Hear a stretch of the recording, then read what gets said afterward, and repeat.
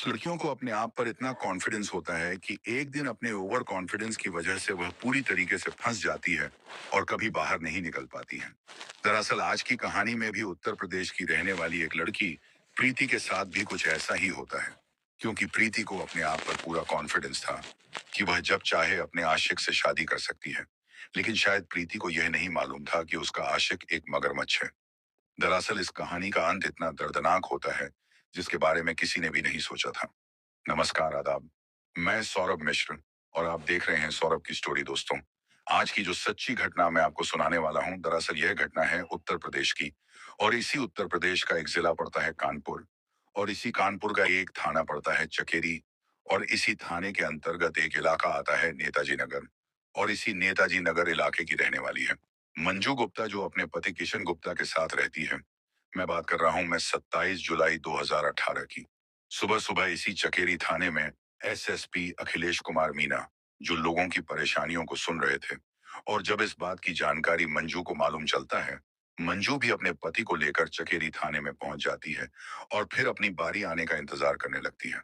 थोड़ी देर के बाद जब मंजू अपने पति के साथ एसएसपी साहब के सामने जाती है, तो अपने हाथ जोड़ करके रोते हुए एसएसपी साहब से कहती है कि साहब हमारी मदद कीजिए। मंजू एसएसपी साहब से कहती है कि साहब हमारी एक बेटी है जिसका नाम प्रीति है, जिसकी उम्र लगभग 17 साल के आसपास है।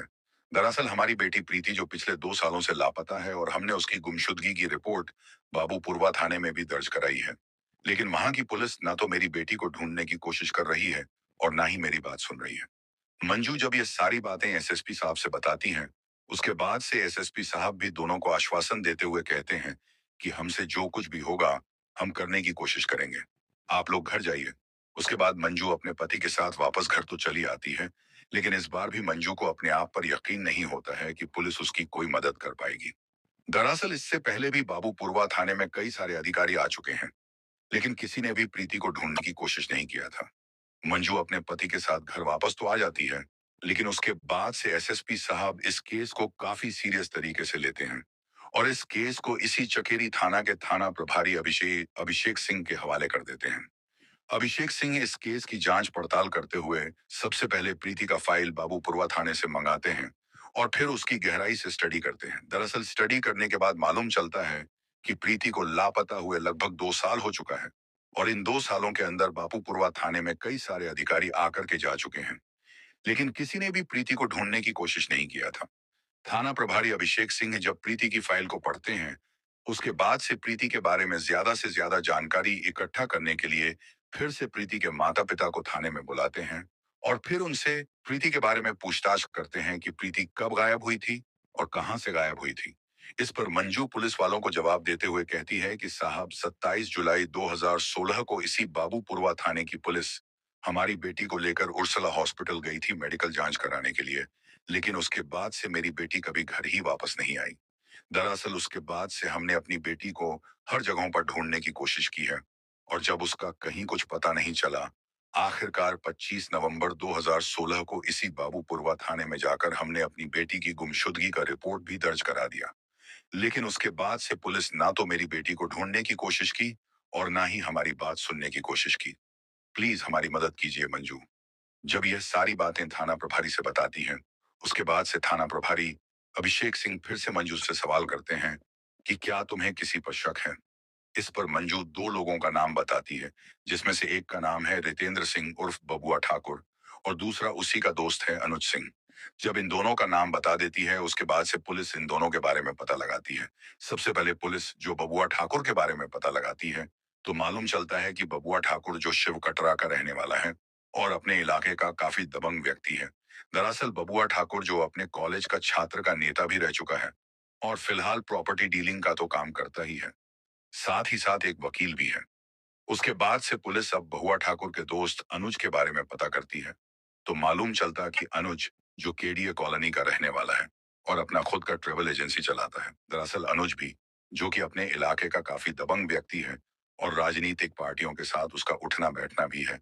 दरअसल बबुआ ठाकुर और अनुज के बीच में काफी गहरी दोस्ती ही नहीं है, बल्कि दोनों एक साथ उठते बैठते भी हैं और दारू शराब भी पीते हैं।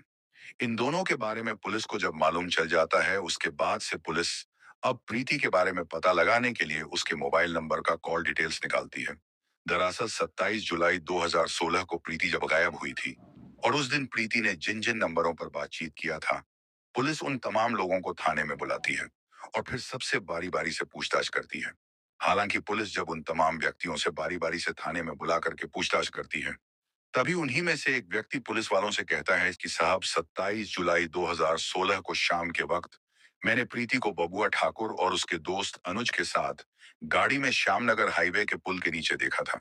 हालांकि पुलिस जब प्रीति के कॉल डिटेल्स को चेक करती है तो मालूम चलता है कि 27 जुलाई 2016 को प्रीति जिस दिन गायब हुई थी, दरअसल उसी दिन ही शाम के वक्त प्रीति, बबुआ ठाकुर और अनुज तीनों का मोबाइल लोकेशन एक साथ ही नहीं दिखाई दे रहा था, बल्कि थोड़ी देर के बाद इन तीनों का मोबाइल भी एक ही लोकेशन पर स्विच ऑफ भी हो चुका था।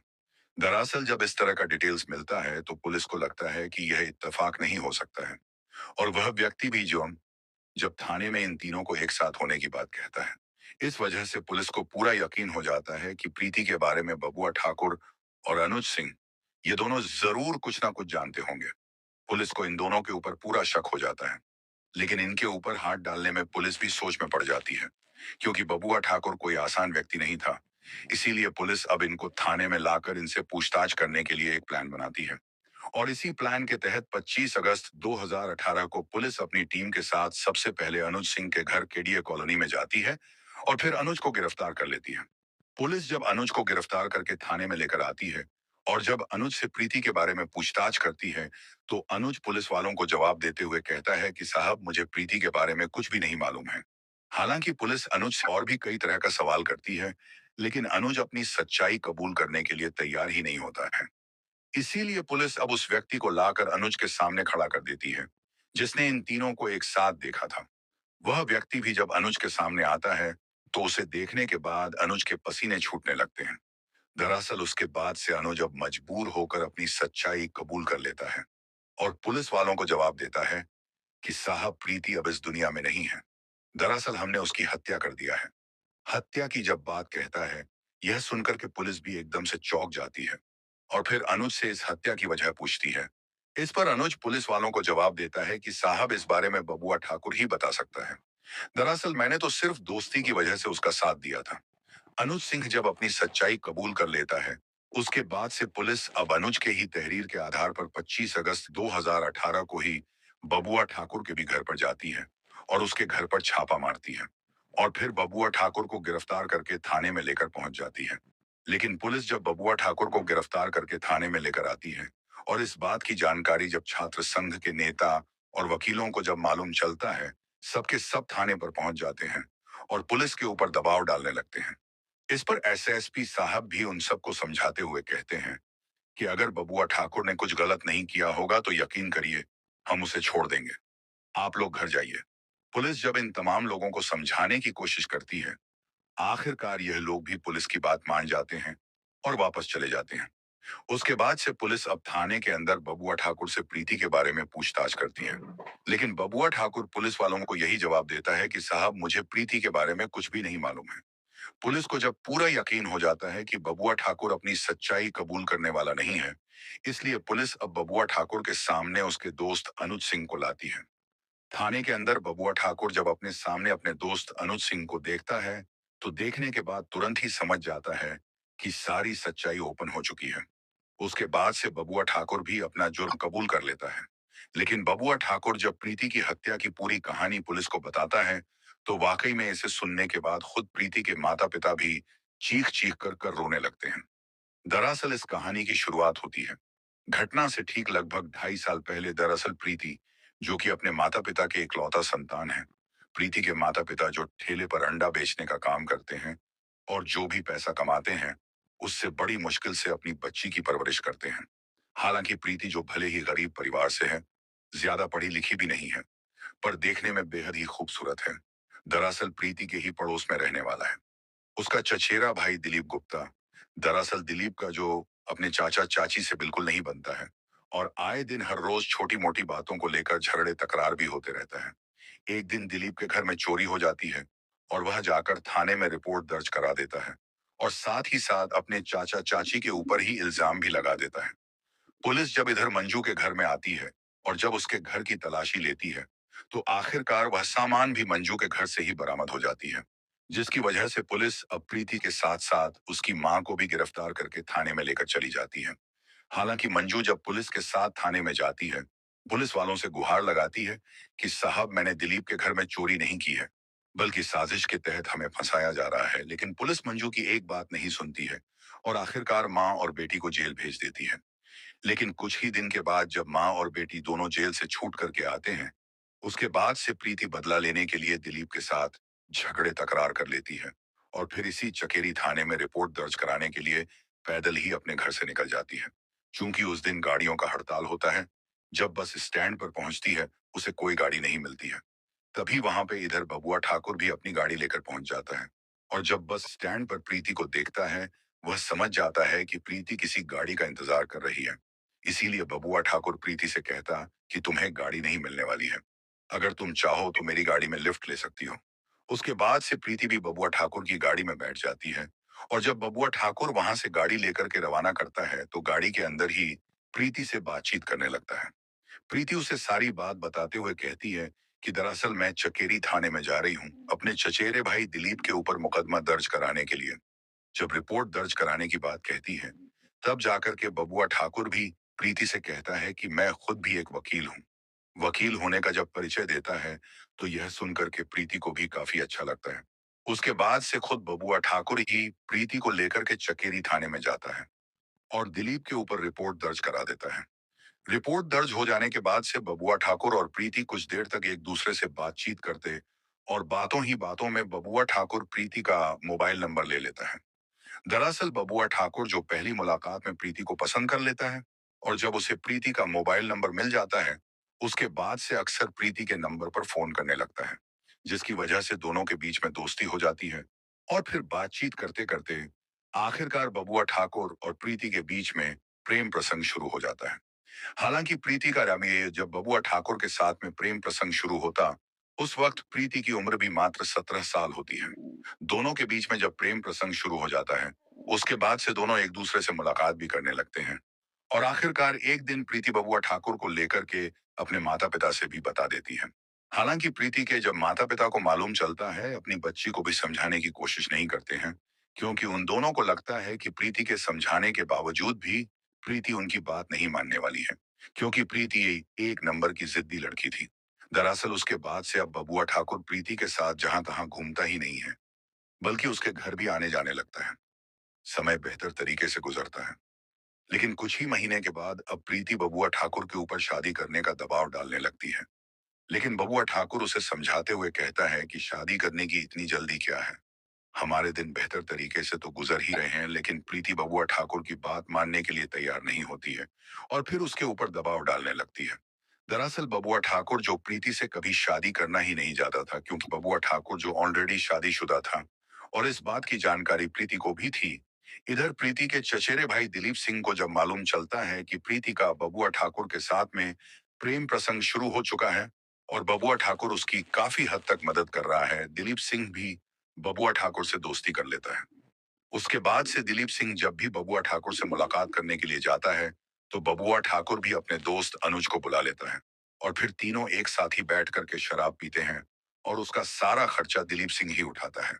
लेकिन प्रीति को जब मालूम चलता है कि बबुआ ठाकुर ने उसके दुश्मन दिलीप से दोस्ती कर लिया है, प्रीति को अच्छा नहीं लगता है। उसके बाद से प्रीति बबुआ ठाकुर से दूर होने लगती है। दरअसल उसके बाद से बबुआ ठाकुर प्रीति के जब नंबर पर फोन करता है, वह फोन भी नहीं उठाती है और जब मिलने के लिए बुलाता है, उससे मिलने के लिए तैयार भी नहीं होती है। हालांकि बबुआ ठाकुर को मालूम चलता है कि प्रीति उससे दूरी क्यों बना रही है, लेकिन बबुआ ठाकुर उसके चचेरे भाई दिलीप को भी छोड़ने के लिए तैयार नहीं होता है, क्योंकि दिलीप बबुआ ठाकुर और उसके दोस्त के ऊपर काफी सारे पैसे लुटा रहा था। इधर जब अपने दोस्त को छोड़ने के लिए तैयार नहीं होता है, उसके बाद से प्रीति भी उससे दूरियां बना लेती है।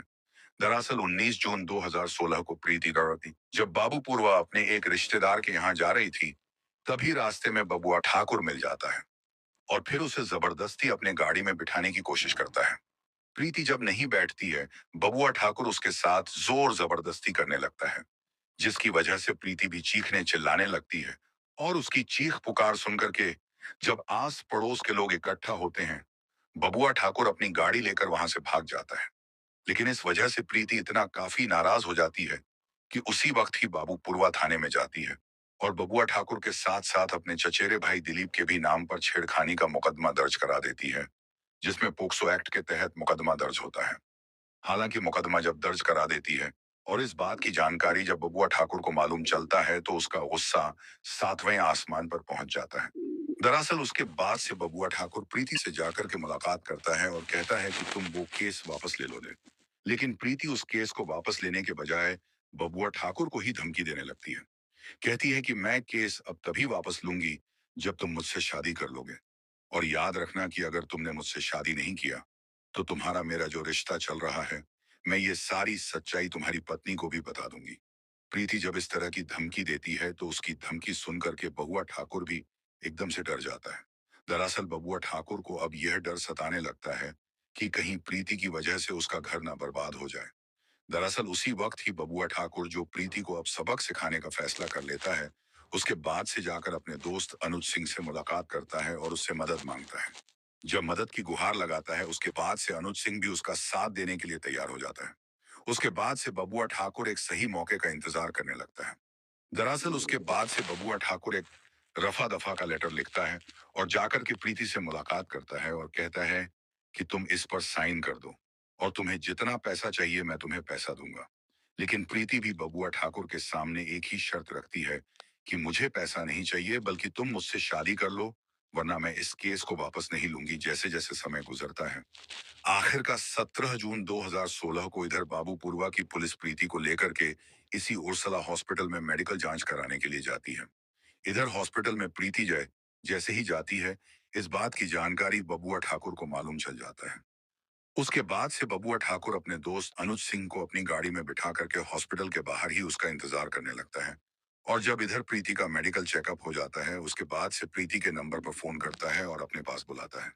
प्रीति जब बबुआ ठाकुर के पास जाती है, उसके बाद बबुआ ठाकुर भी प्रीति को अपनी गाड़ी में जबरदस्ती बिठा लेता है और वहां से गाड़ी लेकर रवाना हो जाता है। दरअसल गाड़ी वो अनुज सिंह चलाता है और पिछली सीट पर बबुआ ठाकुर और प्रीति बैठे होते हैं। गाड़ी के अंदर ही बबुआ ठाकुर प्रीति को काफी समझाने की कोशिश करता है, लेकिन प्रीति बबुआ ठाकुर की बात मानने के लिए तैयार ही नहीं होती है। उसके बाद से प्रीति को कैसे भी समझा बुझा करके जो उसने रफा दफा का लेटर लिख रखा था उस पर साइन करवा लेता है और फिर गाड़ी के अंदर ही प्रीति को 10,000 देता है। लेकिन प्रीति जब बबुआ ठाकुर के हाथ से जब वो 10,000 लेती है, उसी वक्त ही बबुआ ठाकुर उस पल का पूरा वीडियो अपने मोबाइल में कैप्चर कर लेता है। उसके बाद से रात के करीब 8 बजे के आसपास गाड़ी जैसे ही श्यामनगर हाईवे के पुल के नीचे पहुंचती है, गाड़ी के अंदर ही बबुआ प्रीति की गला दबाकर हत्या कर देता है। प्रीति की जब मौत हो जाती है, उसके बाद से उसकी डेड बॉडी को उसी गाड़ी में लेकर के यमुना नदी पर जाते हैं और फिर प्रीति की डेड बॉडी को यमुना नदी में फेंक देते हैं। साथ ही साथ प्रीति का मोबाइल भी लेकर स्विच ऑफ कर देता है और उस मोबाइल को भी नदी में ही फेंक देता है। उसके बाद बबुआ ठाकुर और उसका दोस्त अनुज दोनों ही वापस अपने घर चले आते हैं। लेकिन 27 जुलाई 2016 को प्रीति इधर देर रात तक भी जब अपने घर पर नहीं आती है, उसकी मां पूरी रात इंतजार करने के बाद अगले दिन सुबह सुबह ही इसी बाबूपुरवा थाने में अपनी बेटी की गुमशुदगी का रिपोर्ट दर्ज कराने के लिए अपने घर से निकलती है। तभी रास्ते में उसे बबुआ ठाकुर मिल जाता है और जब मंजू से पूछताछ करता है, मंजू जब प्रीति को लेकर सारी बात बताती है, उसके बाद से बबुआ ठाकुर अपने पास से उस लेटर को निकाल करके मंजू को दिखाते हुए कहता है कि दरअसल मंजू अपना केस वापस ले चुकी है और बदले में मुझसे 10,000 रुपए भी ली हैं। दरअसल बबुआ ठाकुर अपने मोबाइल से उस वीडियो को भी प्रीति की मां को दिखाता है। साथ ही साथ कहता है कि प्रीति उस पैसे को लेकर के वैष्णो देवी घूमने के लिए गई है और 10 दिन में वापस आ जाएगी। मंजू भी जब उस मोबाइल में अपनी बेटी को पैसे लेते हुए देखती है, बबुआ ठाकुर पर भरोसा कर लेती है और वापस अपने घर चली आती है।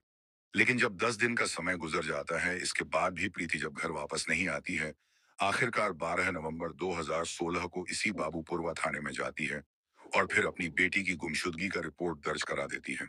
हालांकि जब अपनी बेटी की गुमशुदगी का रिपोर्ट दर्ज करा देती है, उसके बाद से बबुआ ठाकुर भी अक्सर मंजू को लेकर के बाबूपुरवा थाने में जाता है और खुद पुलिस से गुहार लगाता है कि पुलिस प्रीति को जल्द से जल्द ढूंढे। लेकिन शायद पुलिस भी इस केस को ज्यादा सीरियस तरीके से नहीं लेती है और बबुआ ठाकुर के ऊपर भी पुलिस को कभी शक नहीं जाता है, जिसकी वजह से लगभग 2 सालों का समय गुजर जाता है। इन 2 सालों में बाबूपुरवा थाने के अंतर्गत कई सारे अधिकारी आते हैं और आकर चले भी जाते हैं। लेकिन कोई भी प्रीति को कभी ढूंढने का कोशिश नहीं करता है।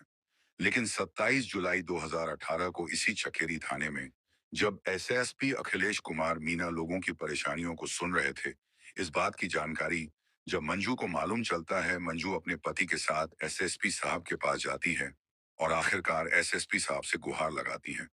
आखिरकार 2 सालों के बाद चकेरी थाना पुलिस को मालूम चलता है कि प्रीति अब इस दुनिया में नहीं है। दरअसल बबुआ ठाकुर जब यह पूरी कहानी पुलिस को बताता है, उसके बाद से पुलिस अपनी टीम के साथ जमुना नदी में भी जाती है। वहां पर जाकर के प्रीति की डेड बॉडी को ढूंढने की कोशिश करती है।